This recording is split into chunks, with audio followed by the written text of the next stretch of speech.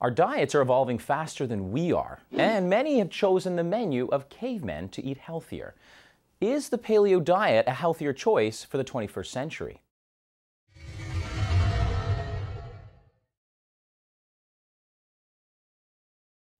Bryce, it seems that there's almost a different diet for every day of the year, and you have studied many of them. As a natural health expert, when your patients come to you and say, what about one of the most popular diets, of course, is the paleo or the caveman diet, what do you say? I actually love that diet, and I love it because I think it's something that helps to balance out our immune systems. In this day and age, we're way over consuming refined carbohydrates, we know this, sugar, salt, processed foods at large, we're told to kick it out. That wasn't around pre-20,000 years ago, so caveman didn't have access to those foods. And that's what paleo stands for, Paleolithic or pre-agriculture. So 20,000 years ago and beyond, they only had access to grass-fed organic meat.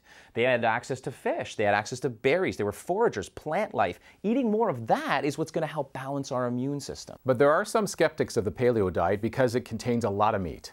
Right, and you know what, we're over consuming meat when we're a paleo. It's an adaptation of what was paleo, and it's not true paleo. So my impression is that, eating bacon for breakfast, adding, chicken and tuna to your lunch, and then having a steak at dinner is probably too much animal protein, and in particular when it's not organic, so keep that in mind. So what they had access to in terms of the amount of meat was perhaps a kill, and then they feasted, but then maybe of a week in between when they, before they ate meat again. What is it about the paleo diet that seems to be so good for our bodies? So what it seems to be is that, pre-20,000 years ago, the Paleolithic time frame, is that our DNA was best adapted to the foods that we'd been eating over evolution for so many, literally millions of years.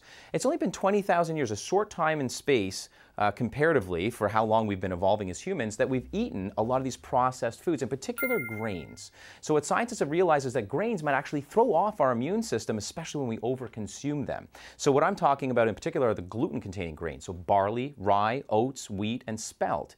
And what this does, especially if you have celiac, and these numbers might shock you, 1 in 117 people have full-blown celiac, but 97% don't know it. They're walking around with it, okay? But even if you don't have celiac and you have gluten intolerance, that can really throw your immune system out of whack, contributing to cognitive decline, Alzheimer's, Parkinson's, for example, even thyroiditis, autoimmune problems of the thyroid.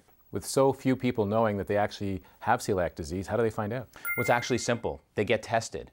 And the power in testing is substantial to identify what you should be doing in the way you eat and supplement. And what we know about the paleo diet is it helps to balance your immune system and thwart inflammation.